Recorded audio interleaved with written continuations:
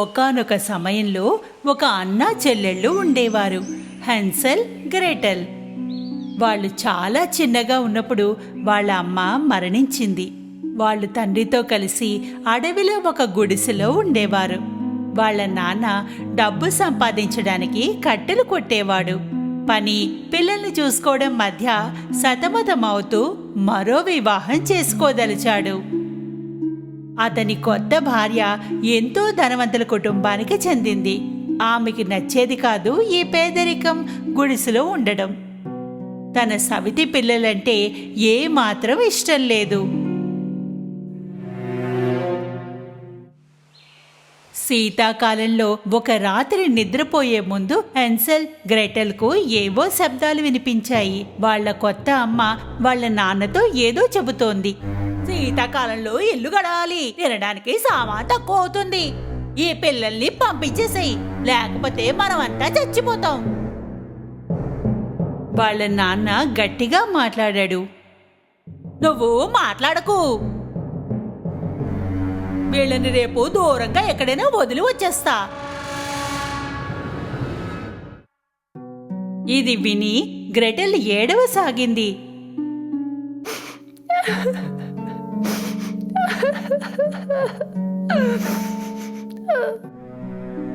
హెన్సెల్ ఓదార్చాడు. నీవు బాధపడకు గ్రెటెల్, మనం ఇంటికెళ్లే మార్గాన్ని వెతుక్కుందాం కదా. ఆ రాత్రి హెన్సెల్ బయటికి వెళ్లి చిన్న చిన్న రాళ్ళని జేబు నిండా నింపుకుని వచ్చాడు.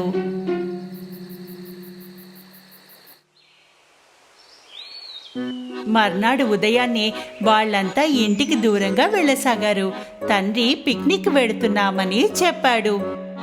వెడుతూ ఉండగా హెన్సెల్ ఎవరికీ కనిపించకుండా దారిలో రాళ్లను వేస్తూ దారి గుర్తు చేసుకున్నాడు.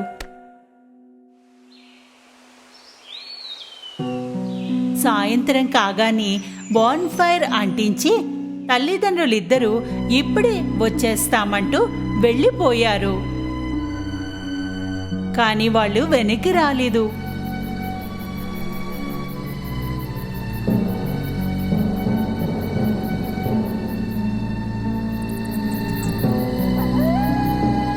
రాత్రి కాగానే అడవి జంతువులు మరింత అరవసాగాయి.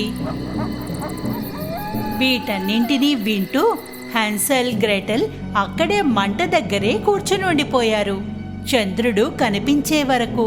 అప్పుడు తను వేసిన రాళ్లను చూసుకుంటూ ఇంటివైపు వెళ్ళసాగారు. భలే మంచి పని చేసావు హెన్సెల్, నువ్వు చాలా తెలివైన వాడివి. వాళ్ళిద్దరూ ఇంటికి చేరగానే తండ్రి ఆశ్చర్యపోయాడు, చాలా సంతోషించాడు. ఇక తల్లి సంతోషించినట్లుగా చూపించింది, కానీ అంతా నాటకం. ఆమె ఏమాత్రం సంతోషించలేదు. 3 రోజుల తర్వాత వాళ్ళ తల్లి మళ్ళీ వాళ్ళని వదిలించుకోవాలని ప్రయత్నించింది. ఈసారి రాత్రి వాళ్ళ గదికి తాళం వేసింది. దాంతో హ్యాన్సెల్ రాళ్ళని ఏరుకోలేకుండా ఉండేందుకు. అయితే హ్యాన్సెల్ తెలివైనవాడు. ఈసారి వెడుతూ అతను బ్రెడ్ ముక్కల్ని తన పాకెట్లో ఉంచుకుని దారికి గుర్తుగా పడేశాడు.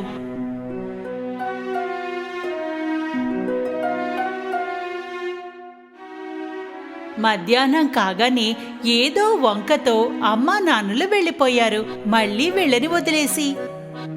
వాళ్ళు ఇంక రారు అని నిర్ణయించుకున్నాక హ్యాన్సెల్ ఇంకా గ్రెటెల్ సూర్యాస్తమం కాకముందే బయలుదేరిపోయారు. అయితే ఈసారి వాళ్ళకి బ్రెడ్ ముక్కలు కనిపించలేదు, ఎందుకంటే బ్రెడ్ని పక్షులు తినేశాయి. గ్రెటెల్ ఏడవసాగింది. హ్యాన్సెల్ కూడా కంగారు పడ్డాడు. ఇప్పుడు ఈ ఇద్దరు దారి తప్పారు. తిండి లేదు, నీళ్లు లేవు, పైగా ప్రాణానికి సంకటం. వాళ్ళు 3 రోజులు ఇలాగే నడుస్తూ ఉన్నారు.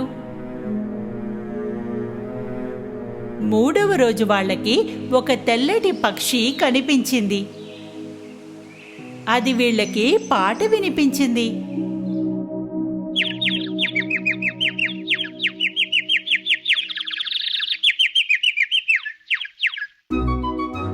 ఆ క్షణంలో వాళ్ళు తమ ఆకలిని మర్చిపోయి ఆ పక్షి వెనకాలే వెళ్ళారు.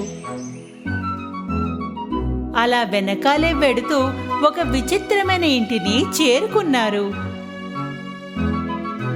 ఆ ఇంటి తలుపులు బ్రెడ్వి, పైకప్పు, కిటికీలు క్యాండీలతో కట్టినవి. అన్ని వైపులా క్రీమ్ ఉంది.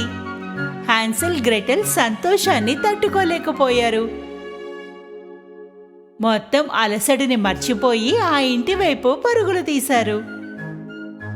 అక్కడ ఏదైనా తినడానికి వెళ్ళగానే లోపల నుండి మాటలు వినిపించాయి. అరే, ఎవరు కొరుకుతున్నారు నా ఇంటిని? వాళ్ళకి తలుపు దగ్గర ఎంతో చక్కటి మామ కనిపించింది. ఆమెకి జరిగిందంతా చెప్పారు. ఆమె వాళ్ళిద్దరినీ లోపలికి పిలిచింది. ఇంటి బయట లోపల స్థితి పూర్తిగా భిన్నంగా ఉంది. లోపల చీకటిగా ఉంది. మనసుకి బాధగా ఉంది. కానీ ఆకలి బాధ. వాళ్ళిద్దరూ ఎక్కువ ఏమీ ఆలోచించలేదు. ఆ మామ వాళ్ళకి వేరువేరు రకాల వంటకాలు పెట్టింది.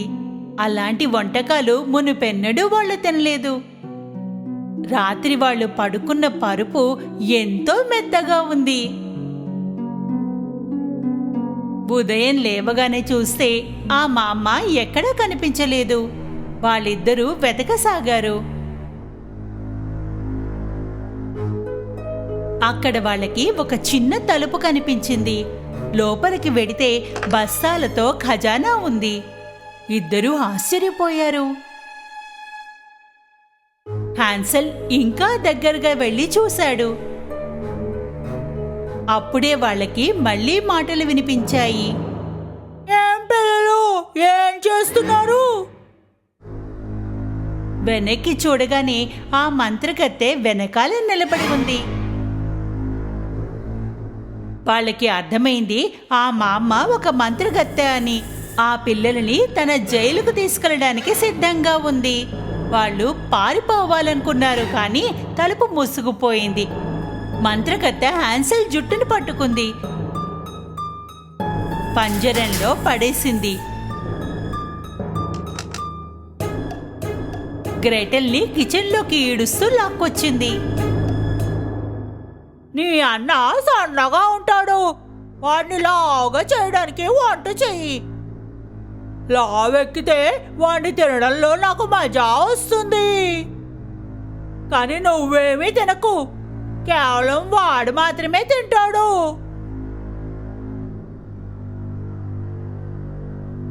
గ్రెటెల్కు ఆమె చెప్పిన మాట ఒప్పుకోవాల్సి వచ్చింది. హ్యాన్సెల్ తెలివైనవాడు. మంత్రగత్తెని మోసం చేయడానికి మార్గం ఆలోచించాడు. ప్రతి రాత్రి మంత్రగత్తె నిద్రపోగానే పంజరం కింద మట్టిని తవ్వేవాడు. మంత్రగత్తె ప్రతిరోజు చూస్తుండేది హ్యాన్సెల్ లావెక్కాడా లేదా అని.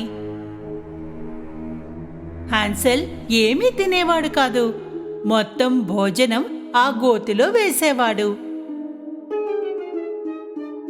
మరోవైపు గ్రెటెల్కి ఇంకా భోజనం వండమని చెప్పేది. ఎన్నో రోజులు ఇలాగే సాగింది. లావెక్కినా సన్నగా ఉన్నా ఈరోజు హ్యాన్సెల్ పై వండుతాను, ఆమె గ్రెటెల్కి చెప్పింది. కిచెన్లోకి వెళ్ళి చూడు, పిండి ఉడికిందో లేదో. గ్రెటెల్ భయపడింది, కానీ హ్యాన్సెల్లా ఆమె కూడా తెలివైందే.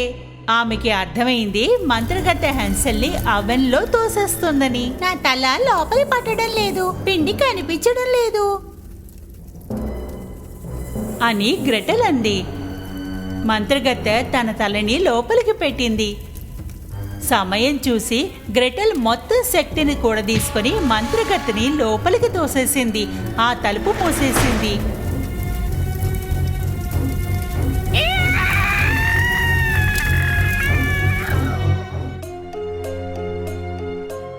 గ్రెటెల్కి తెలుసు తాళం ఎక్కడ ఉందన్నది. క్షణాల్లో తాళం తీసి గ్రెటెల్ని బయటికి రానిచ్చింది. అవన్ నుండి మంటలు మొత్తం ఇల్లంతా వ్యాపించాయి. వాళ్ళిద్దరూ అక్కడి నుండి బయటపడి అడవి వైపు పరుగులు తీశారు. ఎక్కడికి వెళ్లాలో వాళ్ళకి తెలియడం లేదు. కొంతసేపటి తర్వాత వాళ్ళకి ఒక నది కనిపించింది. ఒక పెద్ద బాతు నదిని దాటించింది. వాళ్ళిద్దరూ అటు ఇటు చూస్తే వాళ్ళకి తెలిసింది ఎక్కడ ఉన్నారన్నది.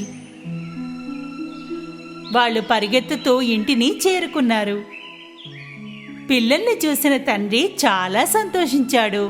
ఏడుస్తూ అతను చెప్పాడు, వాళ్ళిద్దరినీ అడవిలో వదిలిపెట్టి వచ్చిన కొద్ది రోజులకే వాళ్ళ అమ్మ పుట్టింటికి వెళ్ళిపోయిందని.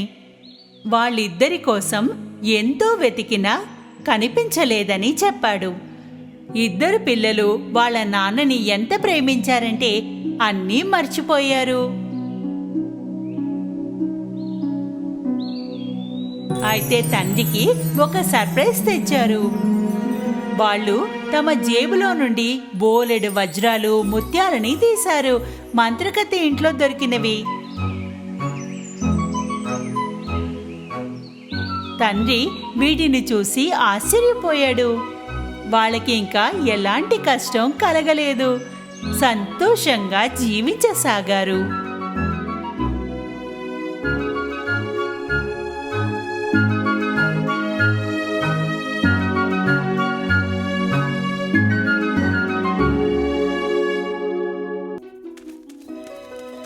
ఒకప్పుడు ఒక చిన్న పట్టణంలో ఇద్దరు తోబుట్టువులు, ఒక అబ్బాయి అమ్మాయి ఉండేవారు.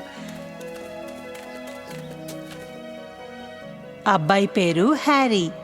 అతను చాలా కొంటెవాడు. అమ్మాయి పేరు శాలీ. ఆమె చాలా తెలివైనది, కానీ కొంచెం మతిమరుపుంది. హ్యారీ మరియు అతని అక్క శాలీ చాలా పేదవారు. వారు తరచుగా ఖాళీ కడుపుతోనే పడుకునేవారు. ప్రతిరోజు ఆకలితో ఉండేవారు. రాత్రిపూట వారికి నిద్ర పట్టడం కష్టం, ఎందుకంటే వారి కడుపు నొప్పి. ఒకరోజు శాలీ చాలా ఆకలితో ఉంది. ఆమె కడుపు ఆకలితో అరుస్తోంది. అయ్యో, చాలా రోజులుగా ఏమీ తినలేదు. శాలీ తన ఆకలిని మర్చిపోవడానికి పార్కులో నడవాలనుకుంది. ఇంటి నుండి బయలుదేరింది. ఆమె తన క్యాంటీన్ నీళ్లను తీసుకుని వెళ్ళింది. కొంతసేపటి తర్వాత ఆమె కొంచెం నీరు త్రాగి విశ్రాంతి తీసుకుంది. అయితే అప్పుడే చిరిగిన బట్టలతో ఓ వృద్ధురాలు ఆమె ముందు వచ్చింది. ఆ స్త్రీ మెల్లగా శాలీ దగ్గరకు వచ్చింది. అమ్మాయి, నాకు ఒక చుక్క నీరిస్తావా? నేను చాలా రోజులుగా నీరు త్రాగలేదు. దయచేసి, నాకు చాలా దాహంగా ఉంది. ఇదిగో, మీకు కావలసినంత తీసుకోండి. వృద్ధురాలు నీరు త్రాగింది. అదే క్షణంలో అందమైన ఫెయిరీగా మారిపోయింది. అరే, ఫెయిరీ! అందమైన అమ్మాయి, నీ సహాయానికి నేను ధన్యవాదాలు చెబుతున్నాను. ఒక కోరిక కోరుకో. నా సోదరుడు హ్యారీ నేను చాలా పెద్దవాళ్ళం. రోజుల నుంచి ఆకలితో ఉన్నాం. సరే, ఇంటికి వెళ్ళగానే టేబుల్ మీద చూడు, ఒక మ్యాజిక్ బౌల్ కనిపిస్తుంది. ఒక మ్యాజిక్ బౌల్? అవును. నువ్వు వండు బౌల్, వేడివేడిగా వండు అని చెప్పగానే అది గంజిని వండుతుంది. ఆపు గిన్నె, నేను నిండుగా ఉన్నాను అని చెప్పగానే అది వంట ఆగిపోతుంది. అప్పుడు నువ్వు నీ సోదరుడు ఆకలితో ఎప్పటికీ ఉండరు. చాలా ధన్యవాదాలు యంగ్ ఫెయిరీ. ఏ చిన్నమ్మాయి, మ్యాజిక్ బౌల్ కోసం మ్యాజిక్ పదాల్ని మర్చిపోవద్దు. శాలీ ఇంటికి తిరిగి పరిగెత్తినప్పుడు నిజంగానే ఫెయిరీ చెప్పినట్టుగా టేబుల్ మీద ఒక గిన్నె ఉంది. అక్క, ఈ ఫ్యాన్సీ బౌల్ ఎక్కడి నుంచి వచ్చింది? ఇది విచిత్రమైన కప్పు కాదు, ఇది మాయాజాలం. ఇదొక మ్యాజిక్ బౌల్. సరే, కానీ ఈ ఖాళీ గిన్నెని ఏం చేసుకుంటాం? ఇప్పుడు నువ్వు నిశ్శబ్దంగా వండు. వండు గిన్నె, వేడి భోజనం ఉడికించు. ఈ మ్యాజిక్ పదాలు విన్న తర్వాత గిన్నె అకస్మాత్తుగా వేడిగా మారింది. తీయటి గంజి ఉడకడం ప్రారంభించింది. కానీ ఇది ఎలా సాధ్యమైంది? ఈ గిన్నె నిజంగానే మాయాజాలమే, కానీ ఇకపై ఆకలితో ఉండము. హ్యారీ మరియు శాలీ ఒకటి కాదు, రెండు కాదు, 10 ప్లేట్ల గంజిని తాగారు. చివరికి ఇదంతా పూర్తయ్యాక గిన్నె మరింత తయారు చేయకుండా ఆపడానికి శాలీ మాయమాటలు చెప్పింది. ఓహ్, నేను చివరకు నిండుగా తిన్నాను. ఈ గంజి రుచికరంగా ఉంది. నేనైతే ప్రతిరోజు దీన్ని తినగలను.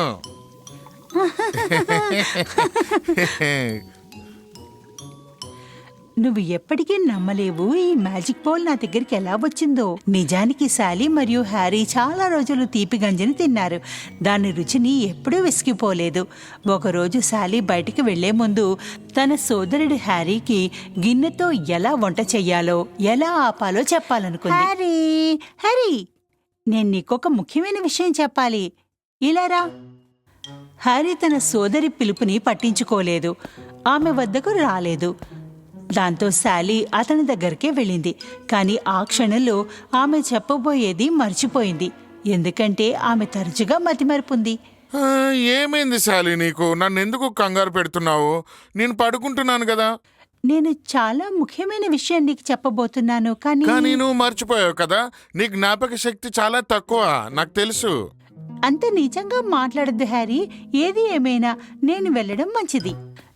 కానీ ఒకసారి ఆమె బయటికి ఉన్నప్పుడు శాలీ తన సోదరుడికి ఏం చెప్పాలో గుర్తు చేసుకుంది. ఓ, ఇప్పుడు నాకు గుర్తొచ్చింది. మ్యాజిక్ బౌల్ని ఎలా ఆపాలో, ఎలా వండాలో అతనికి చెప్పాలి. సరే, నేను ఇంటికి వచ్చే వరకు హ్యారీ నిద్ర లేవడ్లే. కానీ హ్యారీ మాత్రం ఆమె ఇంటి నుంచే బయలుదేరగానే మేల్కొన్నాడు. మంచం మీద నుండి లేచి టేబుల్ దగ్గరికి వెళ్ళాడు. ఎందుకంటే అతను చాలా ఆకలితో ఉన్నాడు. వంట చెయ్యి కటోరా, వంట చెయ్యి నువ్వు. మ్యాజిక్ బౌల్ వెంటనే వేడెక్కడం ప్రారంభించింది. ఇల్లంతా మళ్ళీ తియ్యటి గంజి వాసన.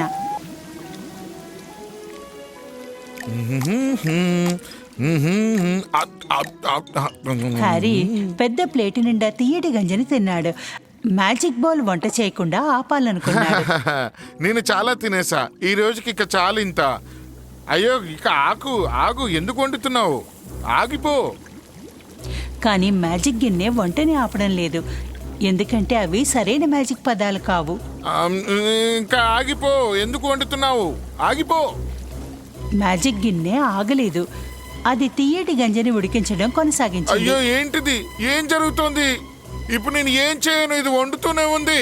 ఆగిపో, ఇంకా వండకు, ఆగిపో. హ్యారీ ఏం చెప్పినా ఆ గిన్నె తియ్యటి గింజని వండుతూనే ఉంది. శాలీ ఇంటికి తిరిగి వచ్చేసరికి దాదాపు ఇల్లంతా గంజితో నిండిపోయింది. నా సోదరుడు ఇంకా మేల్కొనలేదు, కాబట్టి ఇప్పుడు నేను అతనికి రుచికరమైన గంజిని వండుతాను. ఇదేంటి? శాలీ ఇంటిని చేరుకోగానే ఆమె చూసింది ఏంటంటే, ఆమె ఇల్లంతా పూర్తిగా తియ్యటి గంజితో నిండిపోయి ఉంది. ఎందుకంటే హ్యారీ ఆ వంటని ఆపలేకపోతున్నాడు వండకుండా. ఓహ్, ఇది చాలా భయంకరము.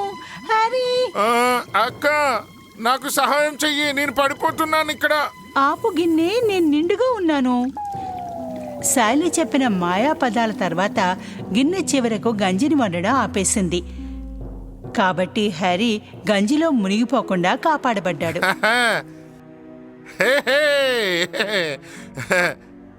థ్యాంక్ యూ దీది, నువ్వు నన్ను కాపాడేసావు. కానీ ఇప్పుడు దీన్ని ఏం చేద్దాం మనం? మొత్తం ఇల్లంతా నిండిపోయింది. శాలీకి గొప్ప ఆలోచన వచ్చింది. ఆమె వెంటనే వెళ్ళి పక్కింటి వాళ్ళకి, ఇతర పేదల్ని పిలిచింది. ప్రతి ఒక్కరూ శాలీ ఇంటి బయట వరుసలా కూర్చున్నారు. హ్యారీ రుచికరమైన గంజితో ప్లేట్లను నింపగా శాలీ వాటిని ఆకలితో ఉన్న పేదవారందరికీ అందించాడు. చాలా చాలా ధన్యవాదాలు శాలీ, మీరు నా ఆకలిని తీర్చేశారు. హ్యారీ మరియు శాలీ తమలాంటి పేదలకు సహాయం చేయడంలో చాలా సంతోషంగా ఉన్నారు. ఆకలితో అలమటిస్తున్న వారందరికీ సహాయం చేయడం బాగుంది. అప్పుడు ఒక వృద్ధుడు, పేదవాడిగా కనిపించే వ్యక్తి వారి వద్దకు వచ్చాడు. ఓ, నిజంగానే ఇది ఉందా ఇక్కడ, ఈ మ్యాజిక్ బౌల్? నేను చాలా రోజుల నుంచి నా భార్య పిల్లల కోసం తిండి కోసం అటు ఇటు తిరుగుతున్నాను. ఇప్పుడు నేను అలసిపోయాను. మీరు దయచేసి ఈ కటోరాను మాకు ఇస్తే చాలా బాగుంటుంది. ఇవ్వచ్చు కదా ప్లీజ్? ఇప్పుడు మనం ఏం చేద్దామక్క? ఇది తనకి ఇచ్చేస్తే మనం ఆకలితో చచ్చిపోవాలి కదా. అలా అనకూడదు హ్యారీ. మనిషి పిల్లలు ఆకలితో ఉన్నారు. పిల్లలు ఈ ప్రపంచంలో ఆకలితో ఉండకూడదు. గిన్నె తీసుకుని మీ కుటుంబానికి వెళ్ళండి. అదే సమయంలో ఆ మనిషి అందమైన ఫేరీగా మారిపోయింది. ఓ, నువ్వు నాకు ఉపకారం చేసిన కన్యవి నువ్వే కదా? మీరు నిజంగా నన్ను సంతోషపరిచారు హ్యారీ. మీరు పట్టణంలో నివసిస్తున్న పేద ప్రజలకు ఆహారం అందించారు. వారి పిల్లలు ఆకలితో ఉన్న వారికి సహాయం చేశారు. మీ అనుకూలతకు బదులుగా ఈ గంజి మ్యాజిక్ గిన్నెను నీ దగ్గరే ఉంచుకోవచ్చు. దీనికి నువ్వే అర్హురాలివి. నిజంగానా? హుర్రే! యేయ్! అప్పటి నుండి ప్రతిరోజు హ్యారీ మరియు శాలీ పట్టణంలోని పేద ప్రజలకు గంజిని అందించారు. వారి ఉదార హృదయానికి వారు పంచుకున్న గంజిలా మధురంగా మారాయి. పిల్లలు, యువకులు, వృద్ధులు కడుపు నిండా సంతోషంగా చూసినప్పుడు వారు కూడా ఎంతో సంతోషంగా, ప్రశాంతంగా జీవించడం మొదలుపెట్టారు.